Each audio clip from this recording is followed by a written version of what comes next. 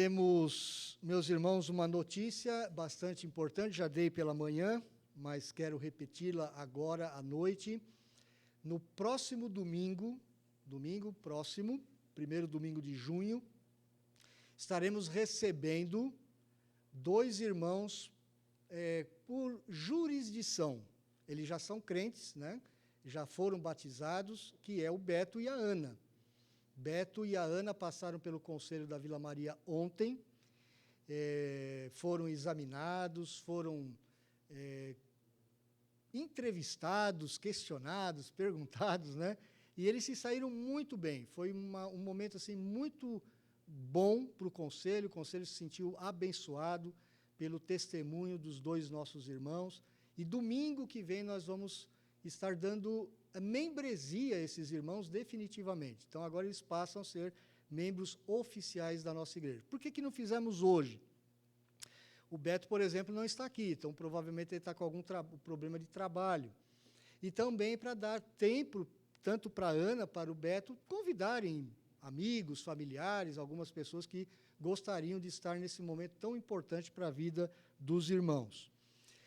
Irmãos, com relação a dízimos e ofertas, eu continuo desafiando a igreja, seja fiel ao seu Senhor em primeiro lugar.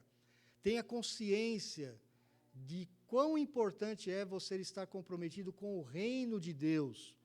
Nós já estudamos várias vezes sobre isso aqui, já dei algumas palavras aos irmãos. Não percam isso de vista. O seu compromisso, em primeiro lugar, não é com a igreja. O seu compromisso, em primeiro lugar, é com o Senhor da obra, com o Senhor do reino. Então, seja fiel nos seus dízimos, seja fiel nas suas ofertas. Quando você for contribuir, aquele envelopinho branco que nós temos ali ao fundo, ele tem um local ali para você designar o seu dízimo.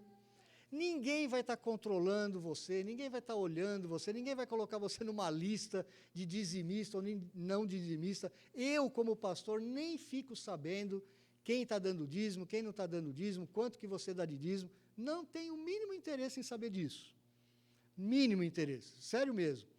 Mas faça da melhor forma, coloque lá o seu dízimo, depois você pode colocar uma oferta para multimídia, uma oferta para reforma, uma oferta para qualquer outro projeto que você tenha em mente. Mas deixe isso destacado, deixe isso designado especificamente. Uma outra coisa, irmãos, que nós precisamos compreender, não troque o seu dízimo por alguma oferta. Não faça isso. Dízimo é dízimo. Dízimo serve para manter a igreja. Nós precisamos nos tornar uma igreja. E para nos tornarmos uma igreja, nós precisamos ser autossuficientes, coisa que hoje nós não somos nem de longe. Nós não temos condições de pagar as nossas contas, meus irmãos. Por isso dependemos da Vila Maria. Então, nós temos que ter capacidade de nos autogerir, nós temos que ter capacidade para termos liderança na igreja, liderança que esteja levando a igreja à frente. Só assim nós poderemos virar uma igreja. Então, se nós não tivermos esses compromissos, esse zelo com dízimos, com ofertas, não adianta você doar um saco de cimento, uma lata de tinta, trocando isso pelo dízimo. Não funciona assim. Dízimo e oferta são coisas bíblicas, meus irmãos. São ensinos bíblicos.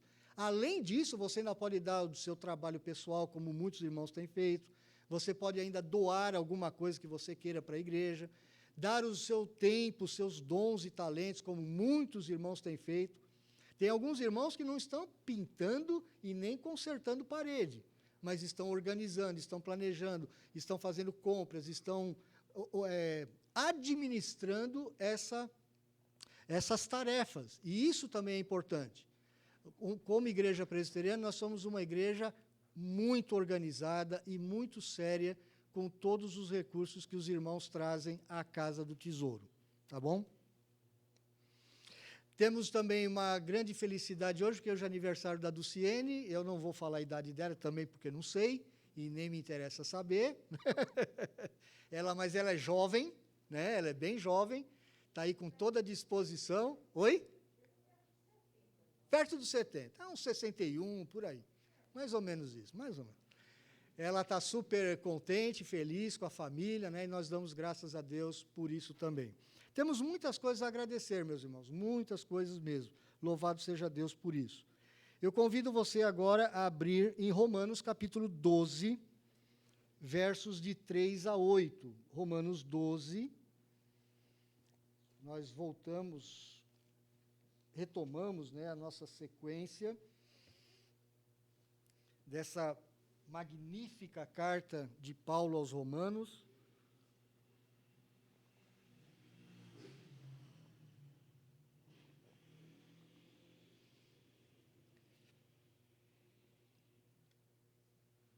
Romanos 12, de 3 a 8.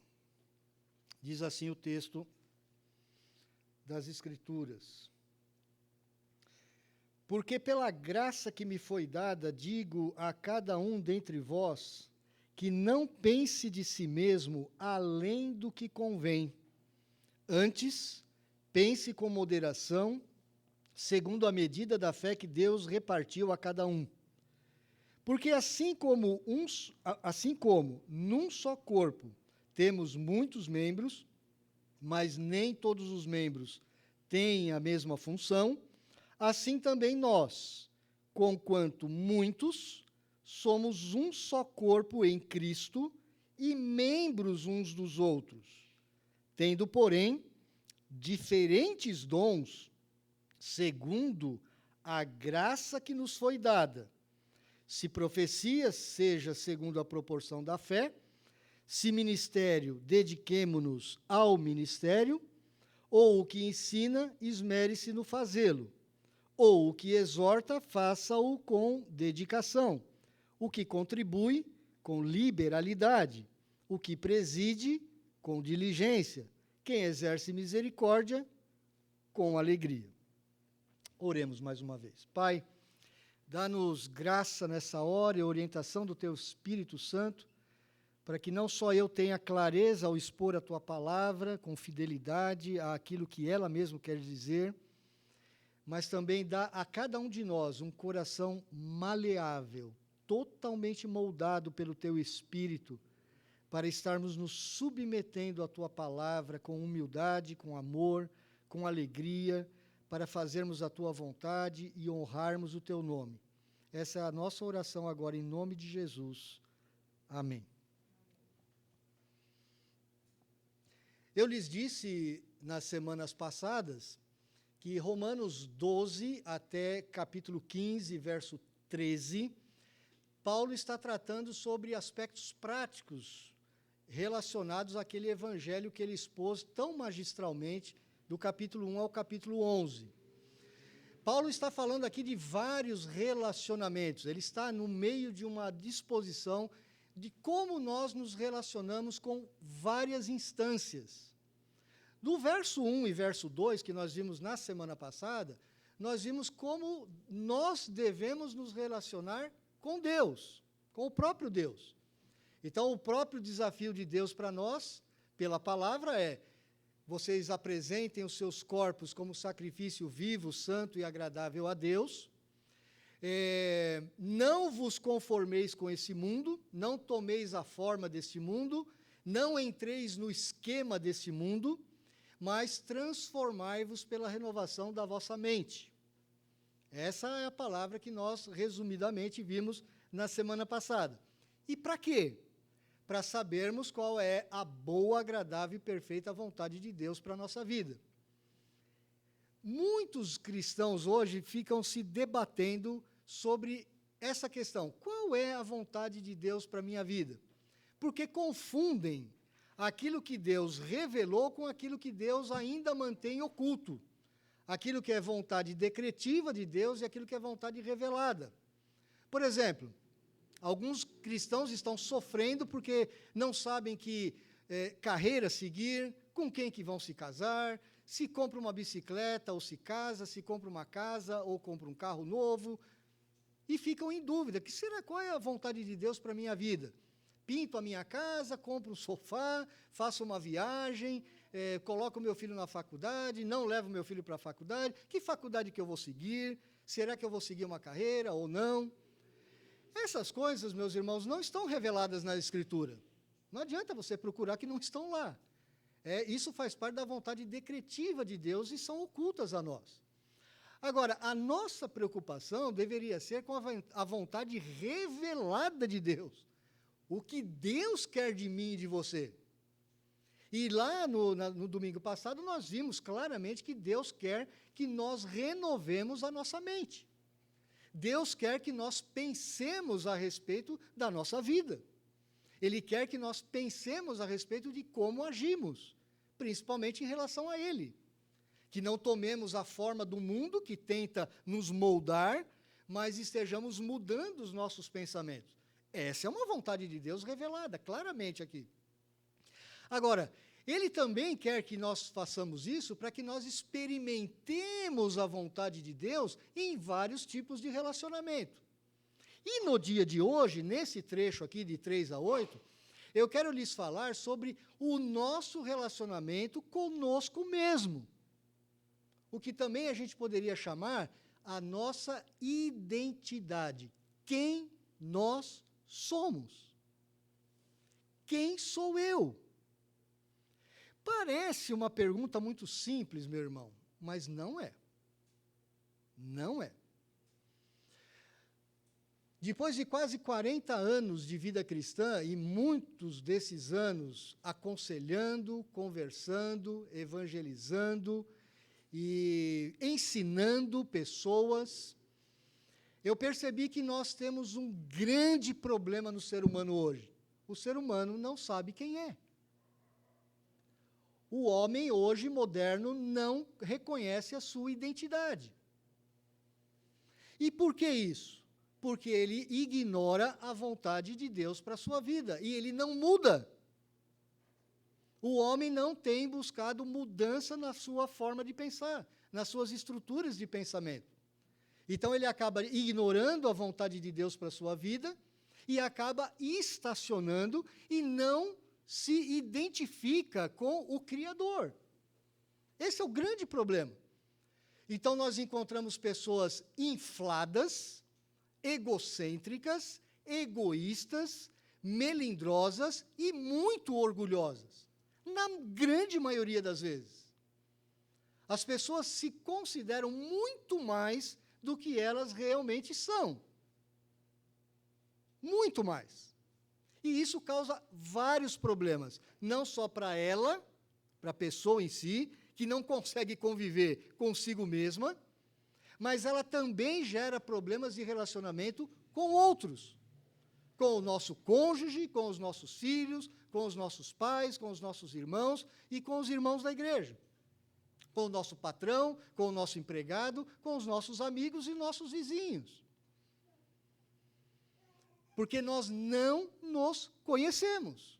Temos dificuldade conosco mesmo.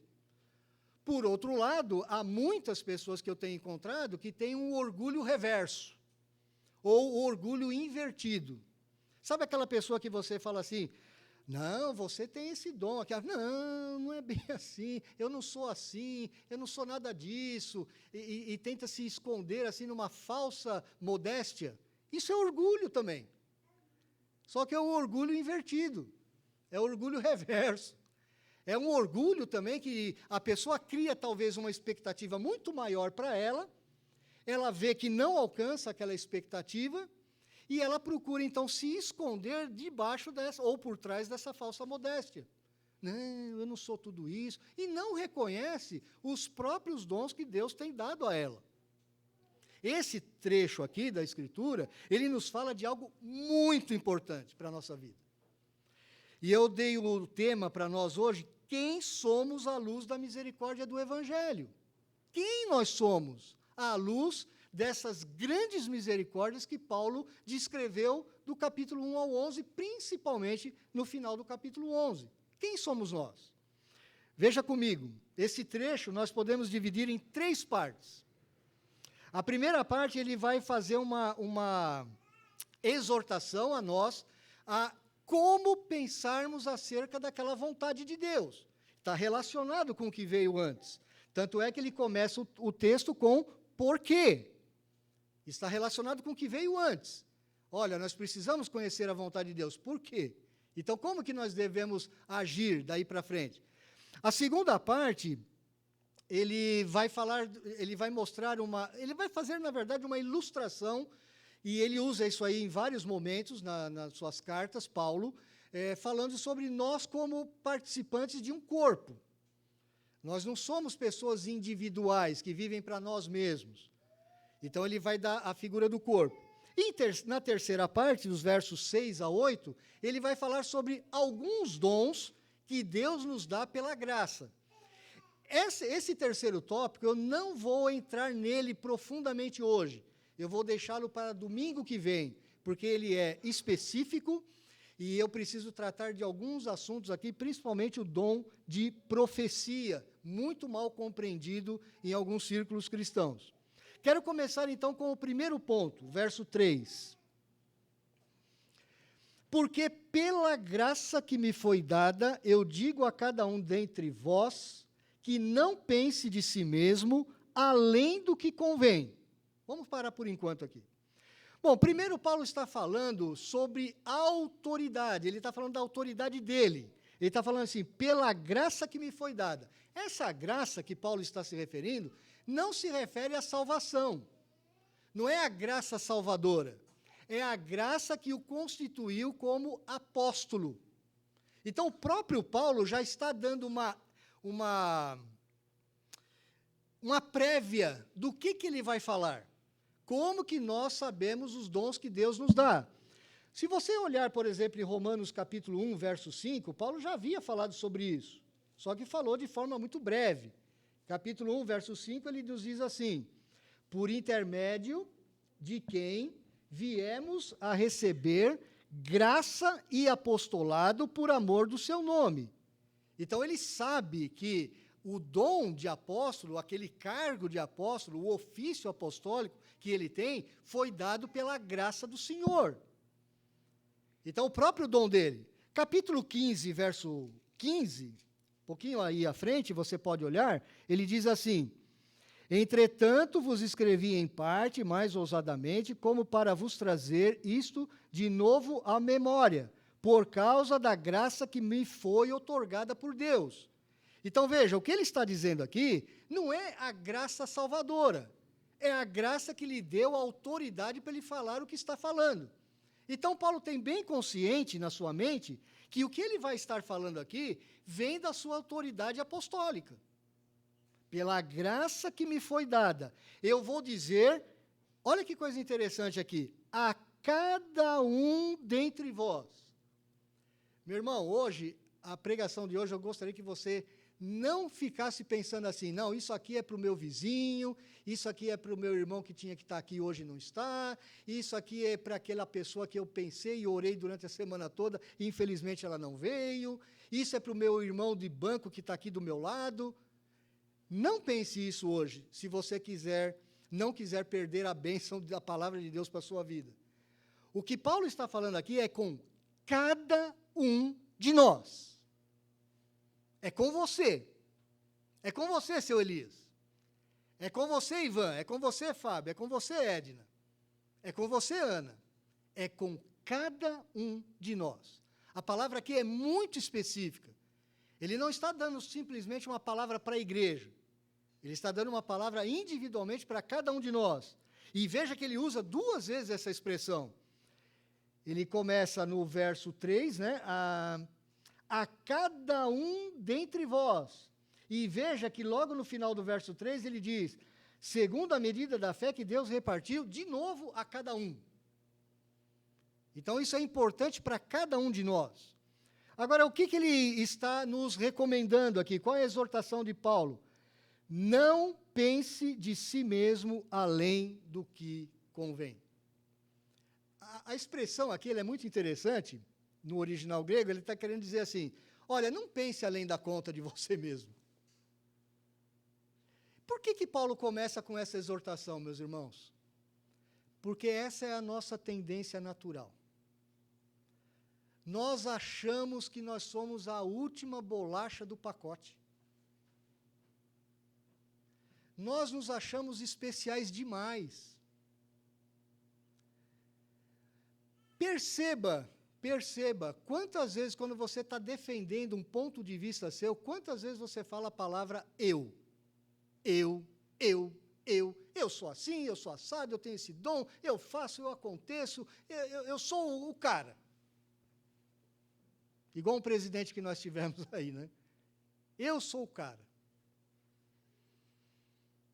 Essa é a tendência de cada um de nós, meus irmãos. Nós pensamos muito além do que realmente nós somos. A nossa tendência natural do nosso coração é sermos egoístas, egocêntricos, orgulhosos e inflados, inchados. Nós somos arrogantes. Então o apóstolo Paulo começa a dizer para aquela igreja de Roma, para cada um dos membros daquela igreja, não pense acerca de si mesmo além do que convém. Não pense que você é a pessoa indispensável ao reino de Deus. Porque essa é a tendência do nosso coração. Nós não temos uma visão clara de quem nós somos. Nós temos uma visão distorcida.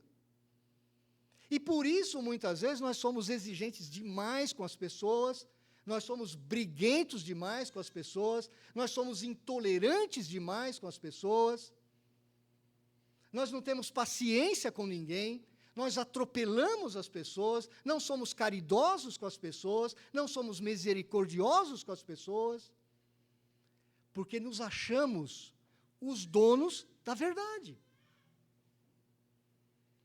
Porque pensamos sobre nós mesmos além do que realmente nós somos.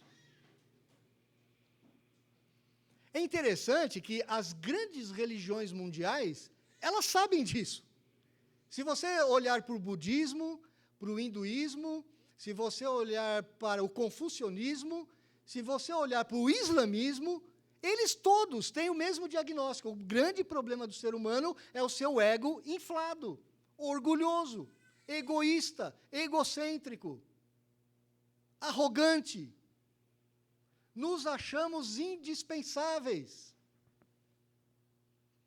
E o apóstolo Paulo está nos dando essa exortação muito séria. Não pense de si mesmo além do que convém. Antes, e aqui é uma partícula totalmente oposta, né? Ao contrário, pense com moderação. A palavra moderação aqui, ela poderia ser usada como equilíbrio, sobriedade. Algumas das suas Bíblias, em outras versões, vão aparecer essas palavras. A palavra significa aqui, eu gosto até mais da palavra sobriedade. O que ele está dizendo é, você precisa ter um juízo de valor a respeito de você mesmo, dentro da realidade de quem você é. Por isso a palavra sobriedade é melhor.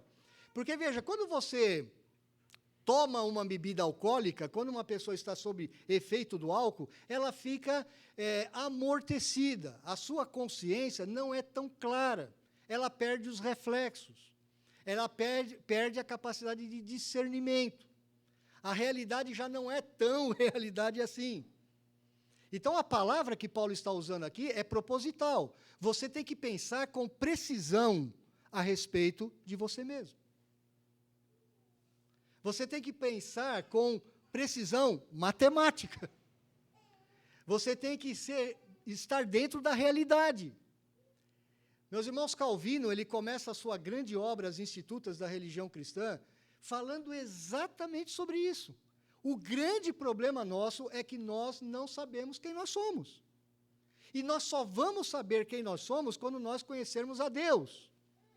Quanto mais eu conheço a Deus, mais eu conheço a mim mesmo. Quanto mais eu conheço a mim mesmo, mais eu vou conhecendo a Deus. O que Calvino diz no seu primeiro livro é que tem um certo ponto que nós temos dificuldade de saber.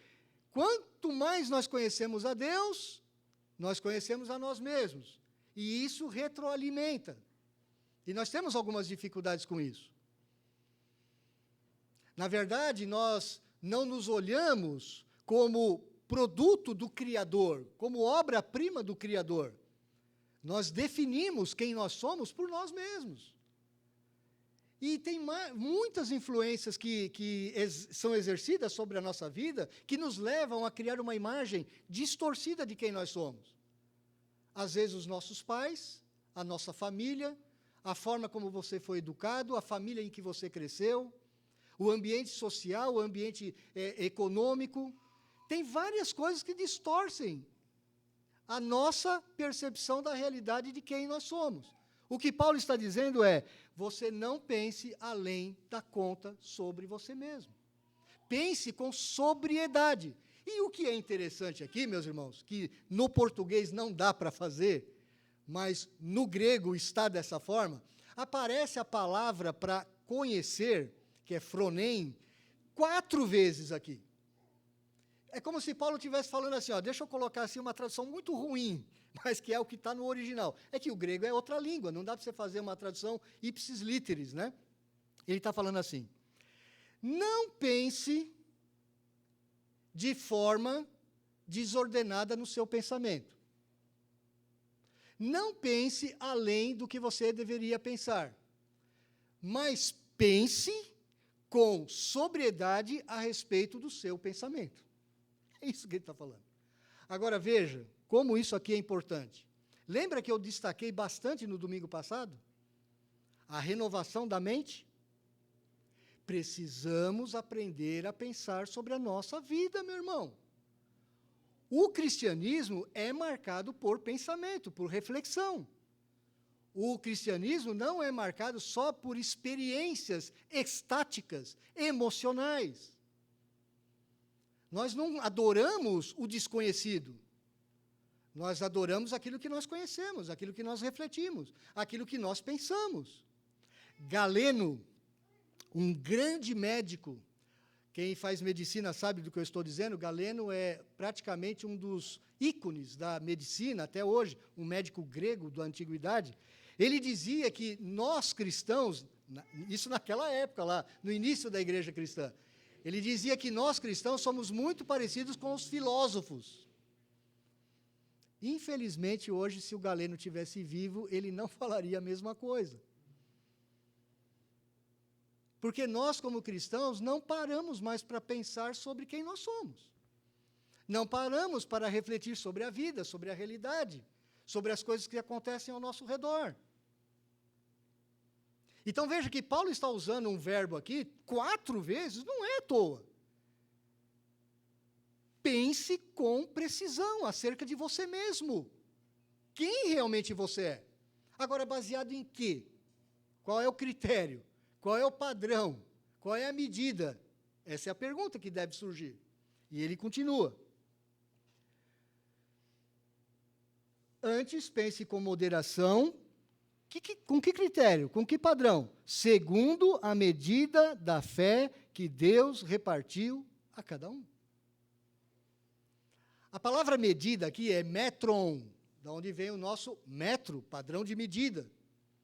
Então, o que Paulo está falando aqui é o seguinte. Meu irmão, primeiro aspecto aqui, isso é muito importante que você entenda. Se você entender isso aqui, eu vou ficar já satisfeito. Primeira coisa, de certa forma, todos nós somos iguais. Todos nós somos literalmente iguais, porque nós estávamos todos perdidos.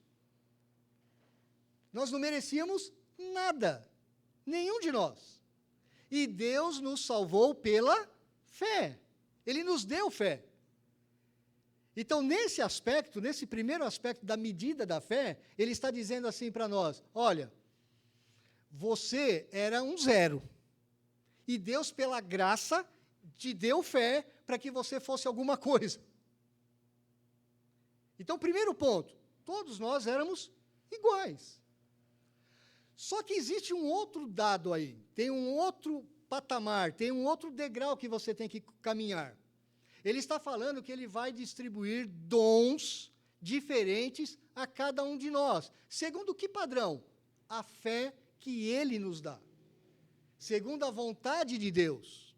Não é a quantidade de fé que você tem. Tem muitos irmãos que entendem esse versículo de forma errada. Eles pensam assim, o irmão Samuel, por exemplo, ele tem uma fé muito maior do que a irmã Lidiane. Então, Samuel, ele tem muito mais dons porque ele tem mais fé. Não é isso que o texto está dizendo. O texto está dizendo o seguinte, que Deus dá dons para Lidiane e dá dons para o Samuel com naturezas diferentes e com quantidade diferente. Por exemplo, Deus pode dar um dom para Lidiane de misericórdia. Todos nós devemos ser misericordiosos. Mas alguns de nós têm o dom da misericórdia, diferente. Ele é supra-misericordioso. Deus deu o dom para Lidiane de misericórdia. E Deus pode ter dado ao Samuel o mesmo dom de misericórdia. Não uma natureza diferente, o mesmo dom. Só que ele deu um dom para Lidiane que a destaca do Samuel. Porque Deus deu, segundo a graça dele, ele deu um dom segundo uma medida de fé para Lidiane. E não foi para ela se orgulhar, foi para ela exercer aquele dom na igreja. Não foi para Lidiane falar assim, está vendo? Ó, recebi um dom maior que o Samuel. Ou que a Edna, ou que a Maricélia. Não foi para isso. Então, os dons são segundo a proporção do dom de fé que Deus nos dá a cada um. Ok? Agora, ele vai para exemplificar isso, para mostrar como que nós nos enganamos muitas vezes. Porque, meus irmãos, ao longo da história eclesiástica, a gente vai vendo essas coisas acontecerem.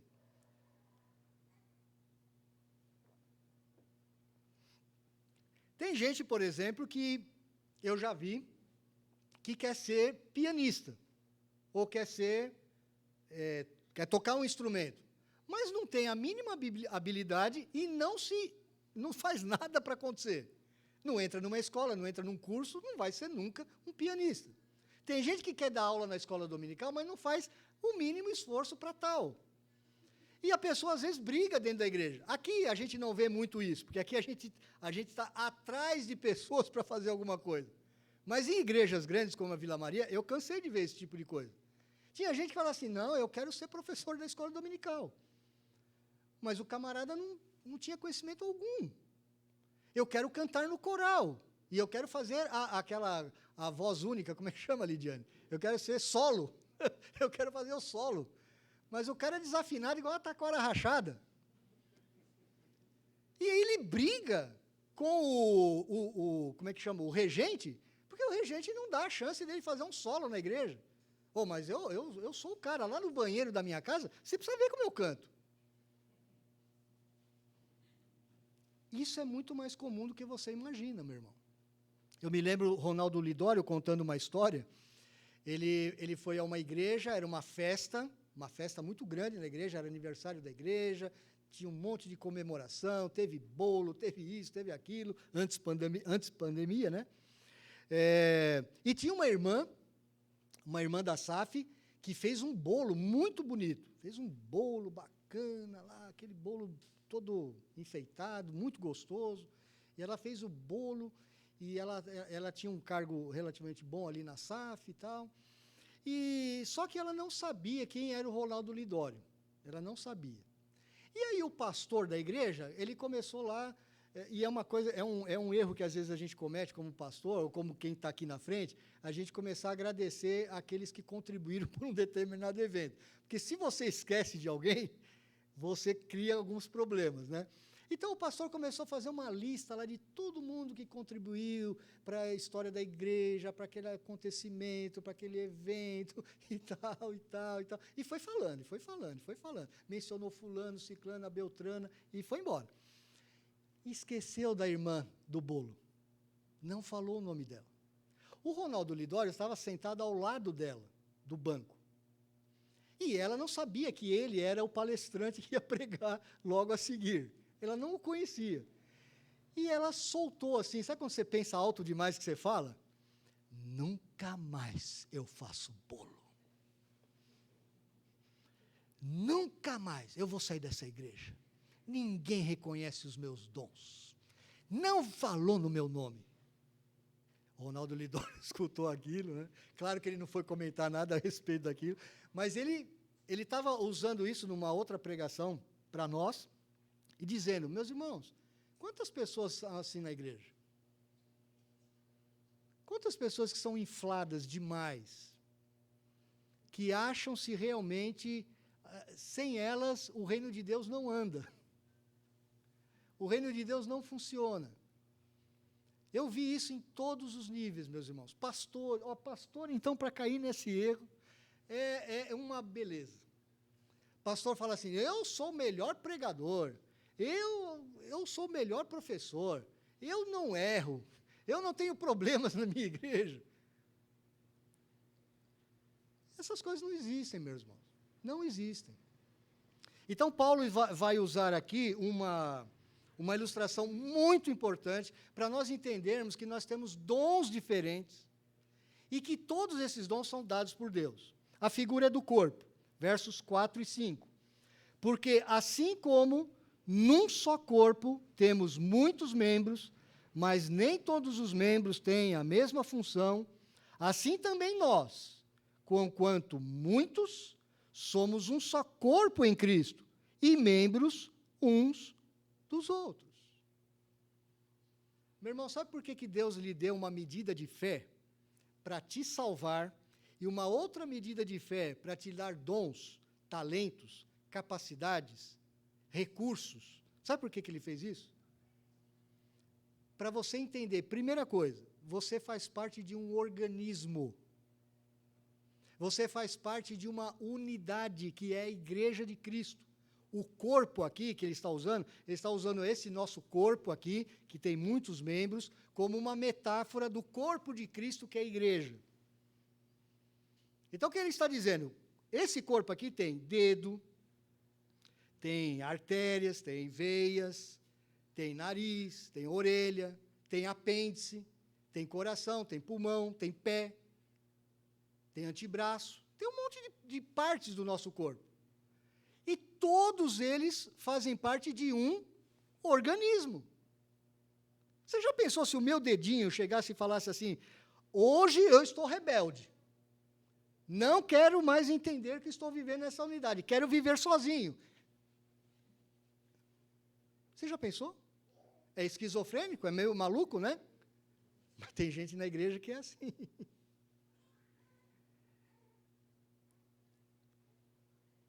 Primeira coisa, meus irmãos, nós fazemos parte de uma unidade. A igreja é uma.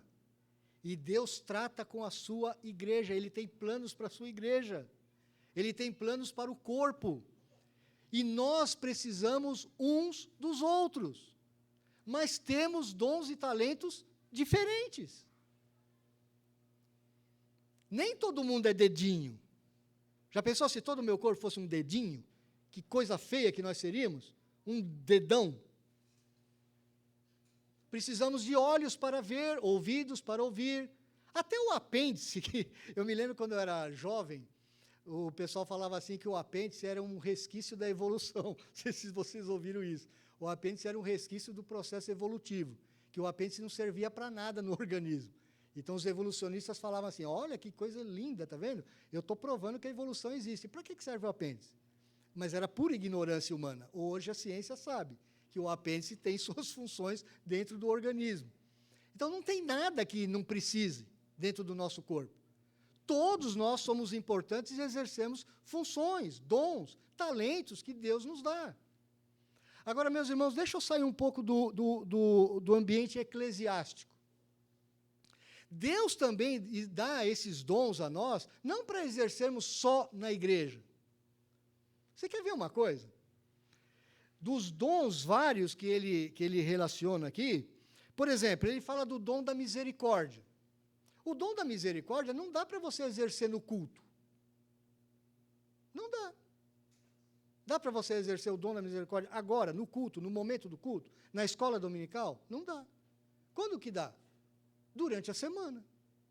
Quando você encontra pessoas que estão sofrendo, que estão passando necessidade, que estão em lutas, e você acolhe, você dá o ombro, você visita. Eu usei o exemplo da Lidiane, porque me lembro de uma amiga dela que estava enfrentando o câncer há muito tempo, e Lidiane, junto com outras amigas dessa colega, passavam noites dormindo no hospital, cuidando daquela amiga. a qual eu fui visitar uma vez um pouquinho antes da sua morte. Isso é um dom de misericórdia. E ela estava exercendo no hospital, e vocês estão sabendo porque eu estou falando. A Lidiane jamais falaria isso aqui. A misericórdia, você não vai exercê-la no culto. Tem alguns dons que Deus deu a você, meu irmão, que você talvez não exerça nem na igreja. Você vai exercer no seu ambiente de trabalho. Talvez você tenha o dom da presidência, de presidir alguma coisa, presidir uma reunião, presidir um grupo de ação dentro da empresa onde você trabalha. Deus dá dons diversos, não é só para trabalhar na igreja, é para trabalhar na sociedade, para fazermos crescer o reino, para mostrar a glória de Deus. Agora, meus irmãos, nós temos que estar conscientes que nós somos membros uns dos outros. Não é para eu pegar o meu dom e o meu talento e falar assim, tá vendo? Ó, eu sou bacana, eu sou melhor do que você. Ou querer o seu dom. Eu tenho que entender que o Samuel tem dons que eu não tenho. Que o Thomas tem dons que eu não tenho. E eu tenho que louvar a Deus pelos dons que os irmãos têm, que eu não tenho. E eu preciso desses irmãos. É assim que funciona na Igreja de Cristo. Agora, como é que você vai compreender a questão dos dons se você não sabe nem quem você é? Se você se acha muito melhor do que realmente você é, você vai ter grandes dificuldades com isso. Agora, deixa eu falar do orgulho inverso, ou orgulho reverso. Tem gente que fica olhando as coisas acontecer na igreja e não faz absolutamente nada. Deixa eu te falar uma coisa, meu irmão. Sabe as 5 listas de dons que eu lhe falei, que tem no Novo Testamento? Nenhuma dessas listas tem o dom esquenta-banco. Nenhuma. Não tem nenhuma dessas 5 listas que tem o dom, eu sou um adorador de Deus na igreja. Não tem. Não tem. Talvez você é daqueles orgulhosos que dizem assim, ninguém reconhece o meu talento. Ninguém reconhece a minha capacidade. Ninguém reconhece os meus dons e talentos. Ninguém faz festa para mim. Ninguém me reconhece. Meu irmão, isso é orgulho. Isso é vaidade. Isso é arrogância. O fato de você se esconder, o fato de você enterrar aquilo que Deus deu a você, não lhe torna menos que um orgulhoso. Você também é um orgulhoso. Só que você faz o inverso daquele que quer aparecer na igreja. Aquele que quer cantar aqui na frente sem ter voz nenhuma e sem nunca se submeter ao regente.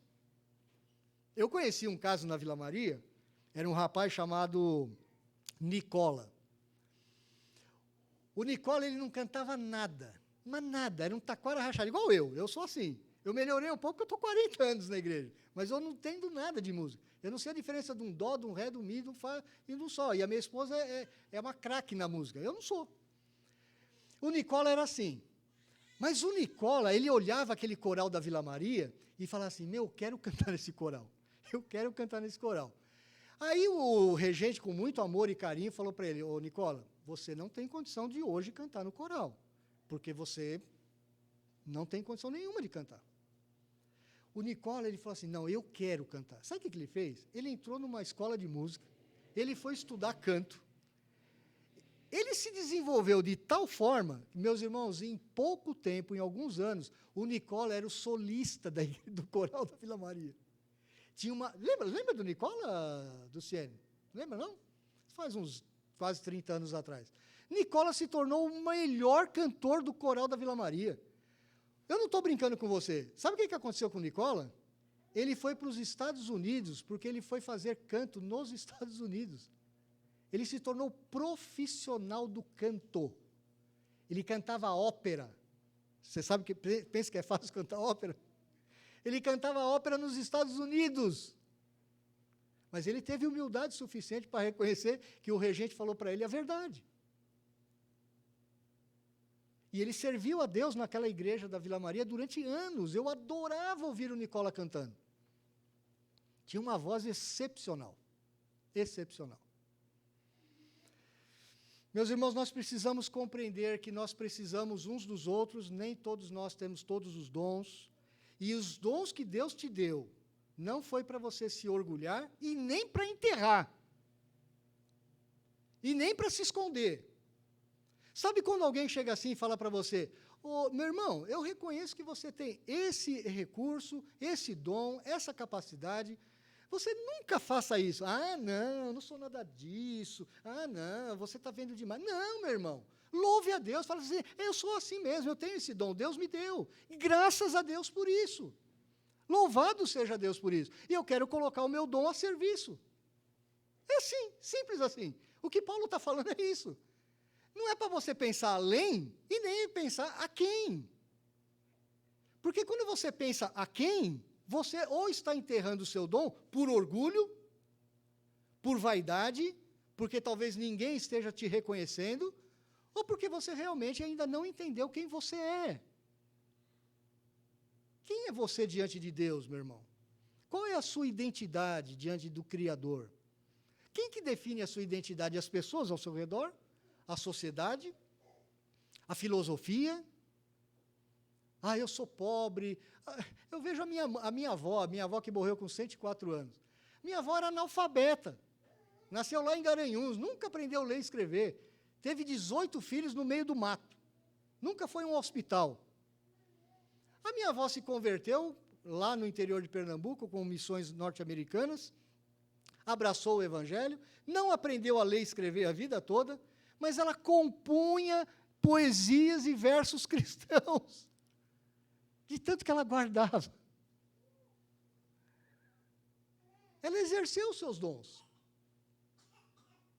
Você não precisa ser o pastor, o presidente, o diácono, o presbítero, mas você tem dons, meu irmão.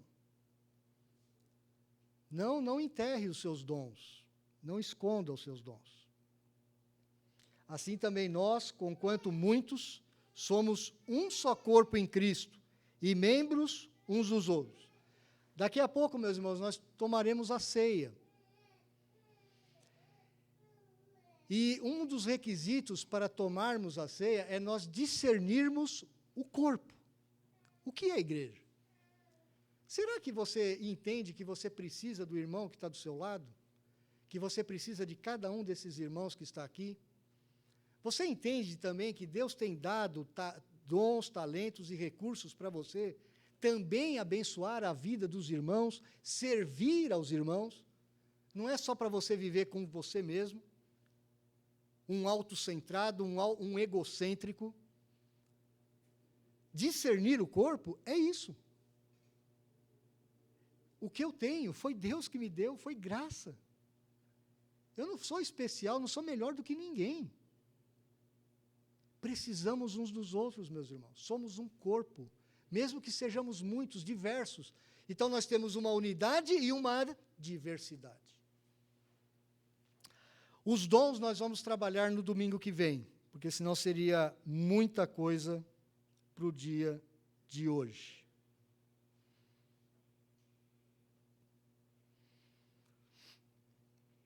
Meus irmãos, nós nos preparando para a ceia, eu quero